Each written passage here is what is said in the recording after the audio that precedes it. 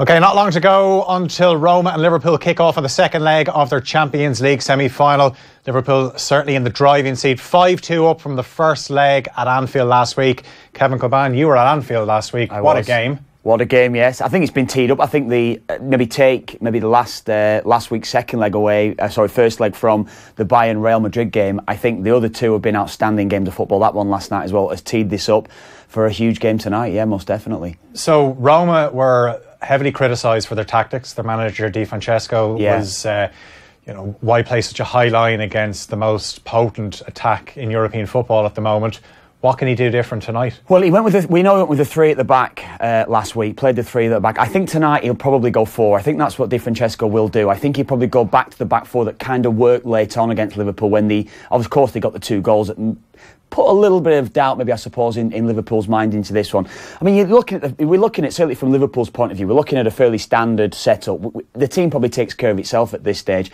How Di Francesco will probably line up, he probably will match Liverpool up, go with a 4-3-3. I envisage him to do, because I think that's how they've got the better way of getting into it. Something to look out for, I think, from Liverpool's point of view. I think first of all is how Liverpool look to get in. It's quite simple how it works at times, how they do get in. If we just squeeze up this back four, I suppose. With Roma are in the blue. Yeah, we can't have Liverpool in the blue, can we? I was tempted to put them in the blue actually for this one, but no, we couldn't do it as well. And as you say, we've spared no expense as well with our tactics board here as well, haven't we? So we've got it in. I just want to squeeze Liverpool up here. I'm just going to use the back four, for instance, here, and how Liverpool will get in. You see, obviously, we know how they'll play. We've got Mane out on the left-hand side. The back four he'll be in place.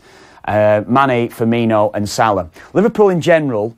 We'll use the red counter as the ball here. Liverpool in general will probably, if you ever watch Liverpool and how they get in behind side, it's quite simple how it works. It worked very well last week. Well, it looked so easy at times. It is, and I think what it was, the first 20 minutes of the game, I think you were watching yourself, we've got a number of Liverpool fans in the office there as well who are incredibly biased towards Liverpool, but I'm not putting you in that bracket, of course, Phil. But Liverpool do get in quite simple, and that's in general in Premier League games or in the Champions League games, how they've been getting in this season. So in general, it's quite a slow build-up along the back four. So in general, of course, Robertson into Van Dijk, into Lovren, into Trent Alexander-Arnold.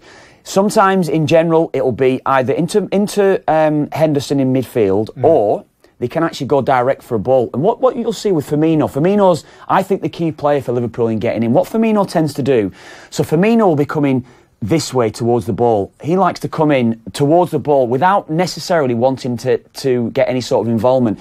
If the ball's getting switched from right to left, he attracts himself to the right side centre half in general.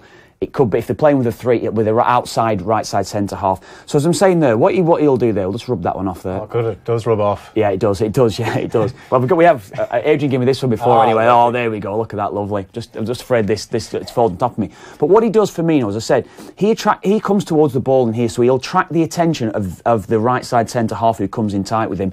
That in turn, what it does, because you'll probably see it yourself in here, Mane immediately looks to make that move. Immediately will do. It even gives Salah the chance to come in here as well. So what Trent Alexander-Arnold will do when he picks up the ball, he'll immediately look to go long. So it's a 40-50 yard ball. It's not long ball. It's not long ball, as you say, in the stereotypical way we see a long ball go direct into a striker. Firmino has no involvement in it. He's coming just to attract the attention of the centre half and immediately in behind. It works a treat for Liverpool. That's how I imagine they'll be getting in because of the lack of pace in Roma's back four. Alexander-Arnold played in midfield against Stoke at the weekend. Joe Gomez was the right back. Yeah. And actually his distribution was awful. Yes. One thing we've seen since Alexander-Arnold came into the team is his distribution. It's brilliant. You think of the goal, the header that Salah scored against Bournemouth, where Alexander-Arnold clips a ball about 50 yards and Salah heads in. Brilliant. So obviously the fullbacks play a key role. Quality, yeah. Robertson, we know how good his left foot is. You mentioned Firmino. He just puts in such a shift, but he's got goals in him as well.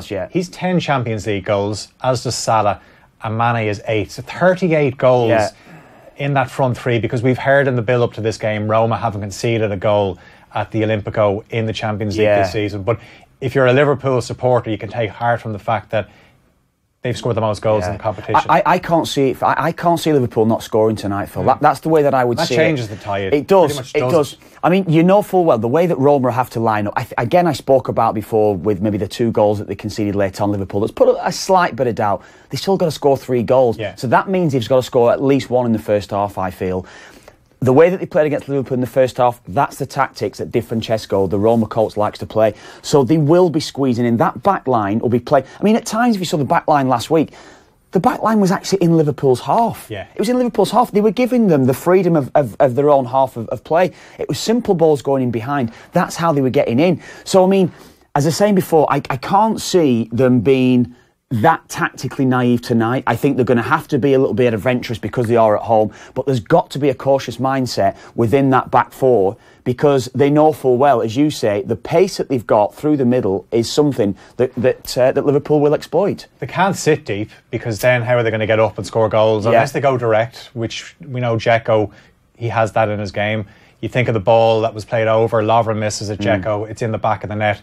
They'll certainly target Lovren, sure. I would imagine that's the weak link in Liverpool's back 4. Right-sided centre-half here, Dejan Lovren. That is certainly the weak link. As you say as well, Dzeko, what he did the other night, he attached himself to him. He got as tight to Lovren as possible. Now, look, Dzeko's touch is absolute top class. He's got as good a first touch for a striker, as you'll see.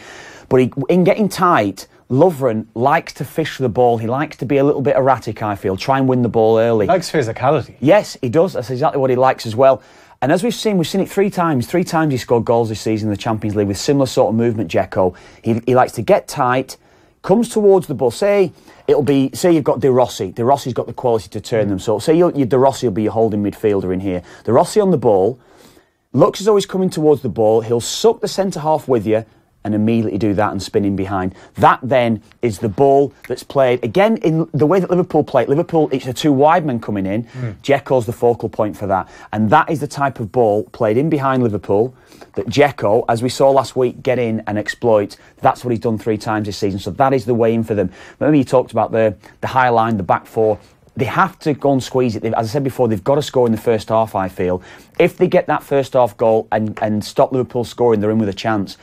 I just can't see 90 minutes going by without Liverpool scoring this evening, and that's the thing that plays in, that I'm sure will play, in Roma's mind and in Di Francesco's mind. Yeah, and Liverpool were in the exact same situation going into the Manchester City game. They concede early, and you start thinking, this is on. Exactly. But Roma aren't as explosive as Manchester City. Surely Liverpool will be able to keep them out. They're not going to... We know Liverpool won't sit back. No. They've only one way of playing under Klopp, so that is why, it would be a massive surprise if it's not a Liverpool Real Madrid it makes them more vulnerable, doesn't it? We know that. It makes them more vulnerable. It makes them certainly exciting.